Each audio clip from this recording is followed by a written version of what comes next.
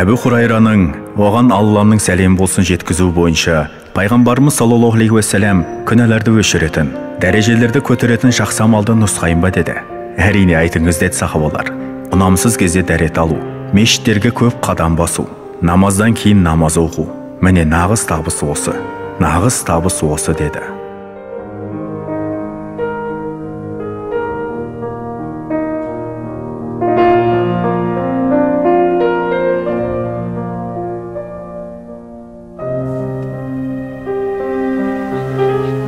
Үйіңіздің жанында азан үні естіліп тұратын мешіт болса, кейімеңіз, бәлкім қуаныңыз.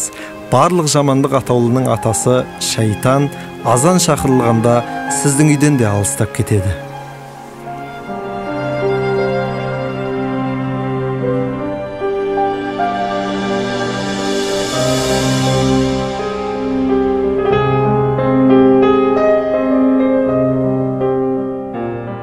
Әбу Сағидтен Алла ол кісіге разы болсын жеткен хадисте, мешітке көп барып жүрген адамды көрсеңдер, оның иманды екеніне куәлік беріңдер деген.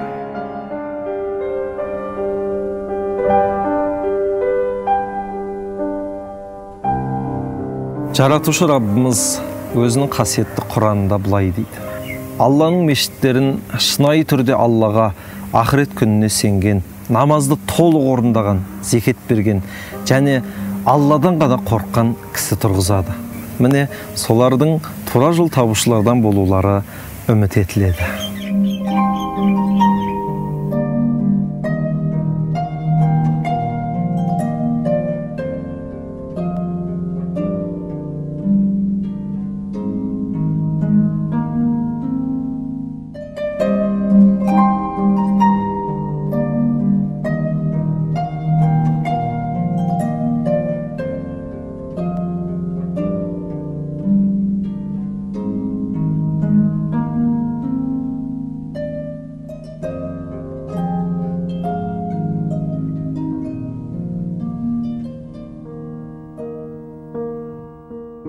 Ер кісінің жамағатпен оқыған намазы, үйінде немесе базарда оқыған намазынан 25 есе мол сауап болады.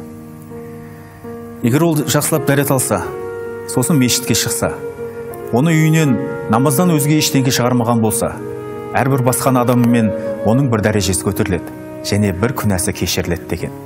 Егер ол намаз оқитын болса, қашан намаз оқыған жерінен қозғалмайынша, періштелер оған дұға жасайды. Періштелер оған: «О Аллах, оған салауат ет, оны рахымына бөле» деп дұға етеді екен.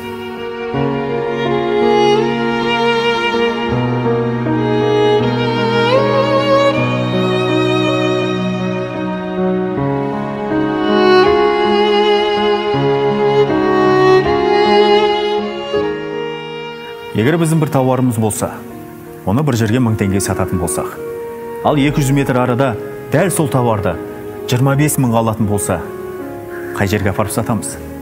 Әрине, кез келген бизнестің тілін білетін жан 25 есе қымбатқа сатып алушылар бар жерге апарып сатпайды ма?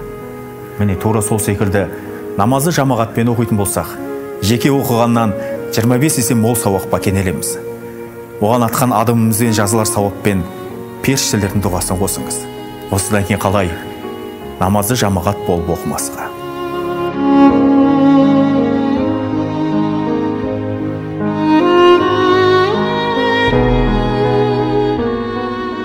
Мағбан ибн Тақыл айтады: пайғамбарымыз саллаллаху алейхи уассаламның қызметшісі Саубанды кезіктіріп, маған пайда әкелетін, не мені жәннатқа кіргізетін бір амалға жол сілте деп сұрадым.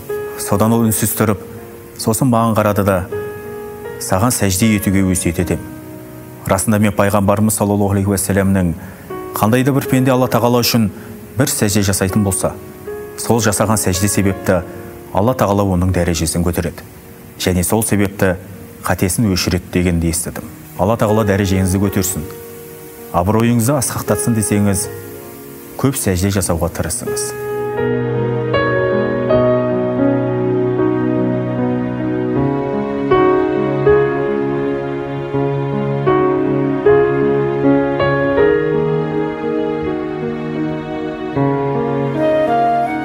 Алла елшісі, оған Алланың игілігімен сәлем болсын. Қайсы бір қауым Алла тағаланың үйіне, яғни мешітке келіп Құран оқыса, және оны бір-біріне үйретсе, оларға бір тыныштық түсіп, мейірім баурайды. Және оларды періштелер қоршап алады деген.